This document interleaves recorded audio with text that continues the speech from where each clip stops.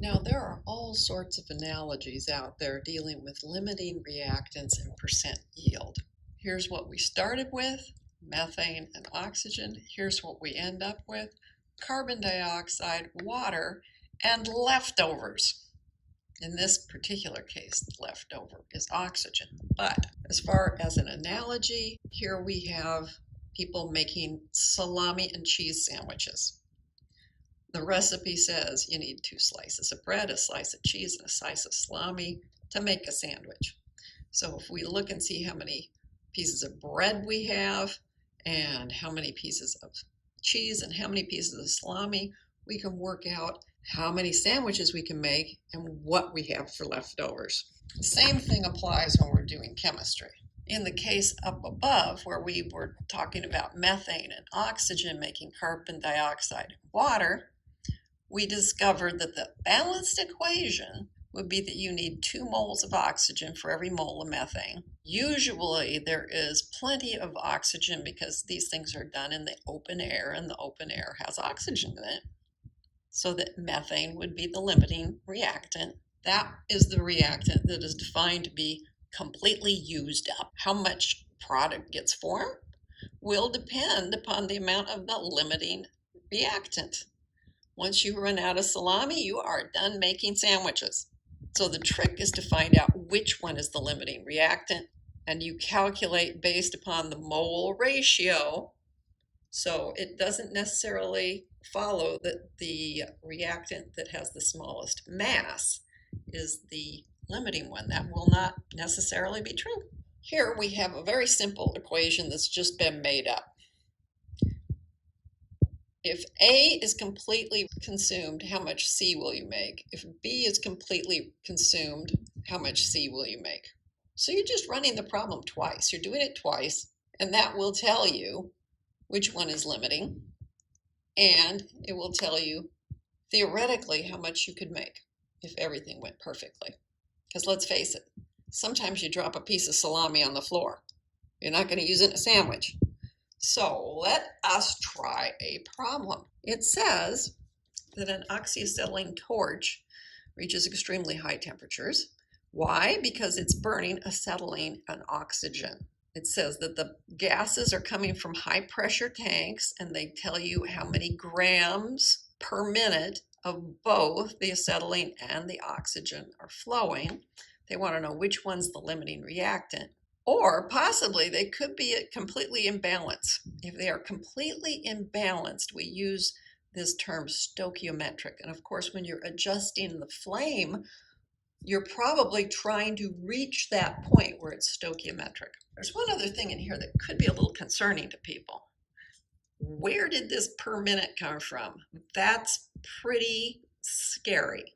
However, we're going to just work our way around it, because it says that this is the rate per minute, implying that every minute is exactly the same. So let's just talk about 1 minute. I'd have 52.0 grams of the acetylene, and I have 188 grams of the oxygen in 1 minute. I'm also supposed to have a balanced chemical reaction. And I know this is what I'm doing, is mixing oxygen and acetylene. And I also know I'm going to make carbon dioxide and water. So I need to work this out. So I need to balance it. Okay, I got to get back to my balancing skills. The oxygen's always in pairs. It's in pairs with this, but there's only one here. Uh-oh. I'm definitely not going to allow that to happen. Let me just make it 2 to begin with. Okay, now I know my oxygen will be in even numbers. Now I'm going to walk away from oxygen and look at the hydrogen. There's 4 hydrogens. This only has 2. All right, now there are 4 hydrogens on both sides. What about the carbon? There's 4 here. Oh, now there's 4. Okay, we got the carbon under control. All right, so this acetylene is all accounted for. We have 4 times 2, that's 8 oxygens, and then another 2, that's 10. Now I have 10 oxygens on both sides. All right, Now I'm prepared to go on with this. I can do the stoichiometric ratios when I need to get to them. I don't yet because I'm not even in moles yet. I'm not in moles yet. Aha, what am I going to use? I'm going to use my friend here, right? The moles and the molar mass will get us to grams. Okay, let's do that. I'm going to multiply here, and I want to be in moles of acetylene and out of grams of acetylene. Same thing here. I want to be in moles of oxygen, not grams of oxygen. I go and I do the thing where I calculate what those masses are.